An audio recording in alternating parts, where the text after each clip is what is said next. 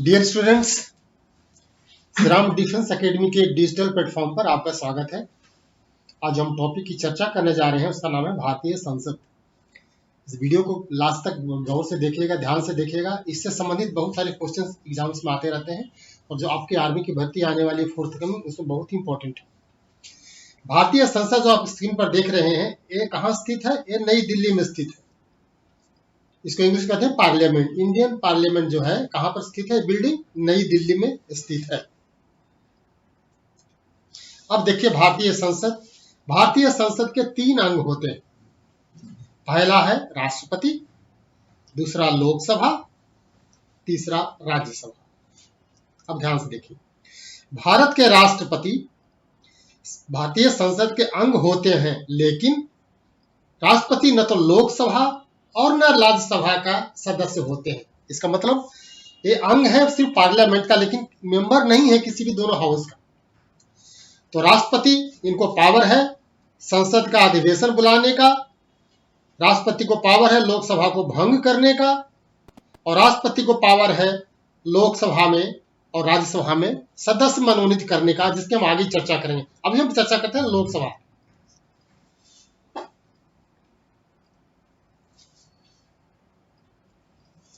लोकसभा, इसको देखिए इंग्लिश में कहते हैं लोअर हाउस।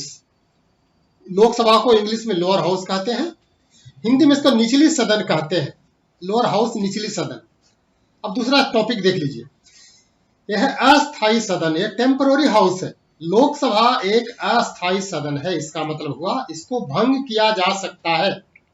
लोकसभा को भंग किया जा सकता है, इसलिए बोलते हैं अस्थायी सदन, टेम्पररी हाउस।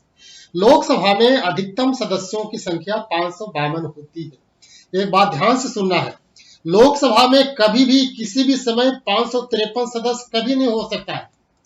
552 से कम रहेगा, 552 से एक भी ज्यादा नहीं हो सकता है। इसलिए बोलते हैं इसको अधिकतम सदस्यों की संख्या 552। वर्तमान में लोकसभा में सदस्यों की संख्या है 545। देखिए ध्यान पर स्क्रीन पर 545। 545 में से 543 तो चुनकर आते हैं और 2 राष्ट्रपति को पावर है मनोनीत करने का। ये एंग्लो इंडियन बोलते हैं इसको, एंग्लो समुदाय से राष्ट्रपति साहब इसको मनोनीत करते हैं। तो वर्तमान में लोकसभा में सदस्यों की संख्या है 545। राष्ट्रपति 2 सदस्यों को मनोनीत करता है, उसको मतलब एंग्लो इंडियन। थोड़ा समझ लीजिए एंग्लो इंडियन कहते हैं किसको।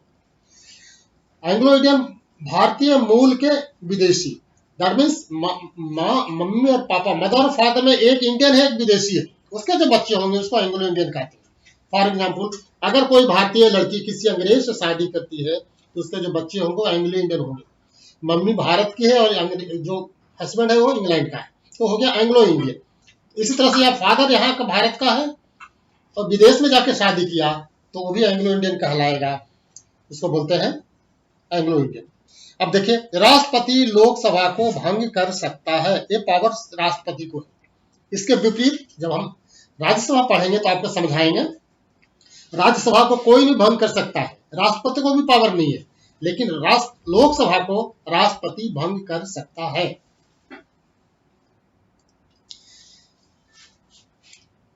अब देखिए कुछ और पॉइंट्स देख लेते हैं लोकसभा के बारे में। लोकसभा अपना अध्यक्ष स्वयं चुनता है।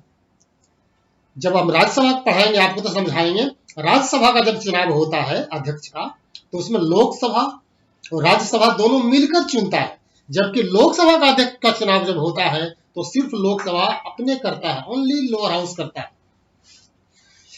वर्तमान में जो लोकसभा अध्यक्ष हैं उनका नाम है श्री ओम बिड़ला। श्री ओम बिड़ला भारतीय जनता पार्टी के टिकट पर जीत कर आए हैं और ये राजस्थान के कोटा से जीत कर आए, कोटा के सांसद हैं श्री ओम बिड़ला। लोकसभा में एक उपाध्यक्ष का पद भी होता है, वर्तमान में यह पद खाली है। तो वर्तमान में लोकसभा का उपाध्यक्ष, डिप्टी स्पीकर कोई नहीं है, यह वर्तमान में खाली है। लोकसभा में सदस्यों का जो चयन होता है, जो जीत कर आते हैं, 5 वर्षों के लिए आते हैं। लोकसभा में जो सदस्य जीत के आते हैं वो 5 वर्षों के लिए चुनकर आते हैं।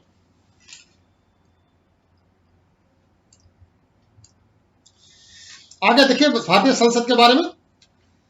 संसद की बैठक एक वर्ष में 3 बार हो सकती है। होती है, 3 बार होती है, लेकिन कम से कम 2 बार तो जरूर होना है। और अगर 2 बैठक हुई, 1 बैठक, तो अगले बैठक के अंतर जो है ये 6 महीने से अधिक नहीं होगा। इसका मतलब है संसद के 2 अधिवेशन जो होता है उसका अंतर 6 महीना से अधिक नहीं हो सकता है। जैसे आपको पहले भी बता चुके, संसद का अधिवेशन राष्ट्रपति बुला सकता है, राष्ट्रपति साहब बुलाते हैं संसद का अधिवेशन। राष्ट्रपति के बारे में जैसे आपको पहले भी समझा चुके हैं, ये किसी सभा के सदस्य नहीं है। राष्ट्रपति न लोकसभा के सदस्य हैं न राज्यसभा के सदस्य हैं, फिर भी वो संसद का अंग होते हैं।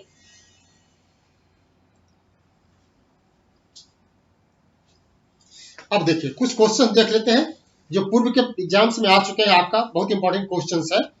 पहला क्वेश्चन देखिए, लोकसभा का वर्तमान अध्यक्ष कौन है? आपके 4 ऑप्शन दिए हुए हैं, ए नरेंद्र मोदी, बी वेंकैया नायडू, सी ओम बिरला या डी गुलाम नबी आजाद। तो अभी आपको बताएं, इसका सही आंसर हो जाएगा सी ओम बिरला। दूसरा क्वेश्चन आते हैं, लोकसभा के सदस्य बनने के लिए न्यूनतम आयु कितना होता है? What is the minimum age? अगर कोई एमपी में खड़ा होना चाहता है तो उसका उम्र कम से कम कितना होना चाहिए? आप 4 ऑप्शन पर गौर कीजिए, ए 35 वर्ष, बी 30 वर्ष, सी 25 वर्ष या डी 18 वर्ष। इसका सही आंसर है सी। अगर कोई व्यक्ति एमपी में खड़ा होना चाहता है लोकसभा के लिए तो उसकी उम्र कम से कम 25 वर्ष होनी चाहिए। ये सब नहीं है, इसको ध्यान से देखिएगा, सिर्फ 25 वर्ष। और एक बात और सुन लीजिए ध्यान से, अगर क्वेश्चन पूछा जाए भारत के प्रधानमंत्री बनने के लिए न्यूनतम आयु कितना होता है, अगर कोई प्रधानमंत्री बनना चाहे तो न्यूनतम आयु, प्रधानमंत्री बनने के लिए न्यूनतम आयु, तो देखिए बात वही है जो अभी आपको बताए, 25 वर्ष। अगर कोई प्रधानमंत्री बनना चाहे तो उसके न्यूनतम आयु 25 वर्ष। अगर कोई राष्ट्रपति बनना चाहे तो 35 वर्ष, उपराष्ट्रपति बनना चाहे तो 35 वर्ष। तो प्रधानमंत्री बनने के लिए न्यूनतम आयु 25 वर्ष ही है।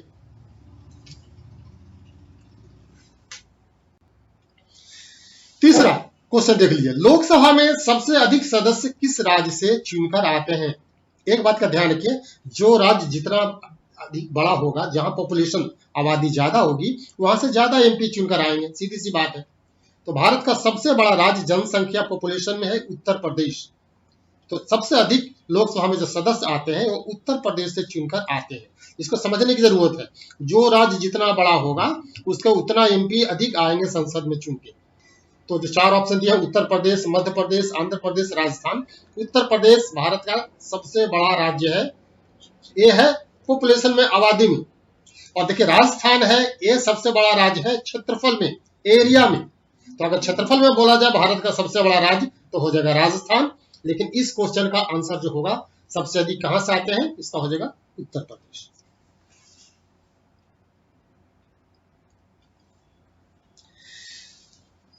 आई होप आप वीडियो आपको पसंद आया होगा, आने वाले एग्जाम्स के लिए बहुत इंपॉर्टेंट है। इस वीडियो को शेयर कीजिए, लाइक कीजिए, अपने दोस्तों को फॉरवर्ड कीजिए इसको।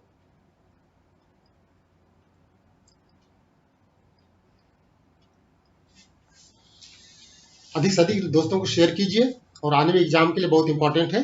टेक केयर, जय हिंद, जय भारत।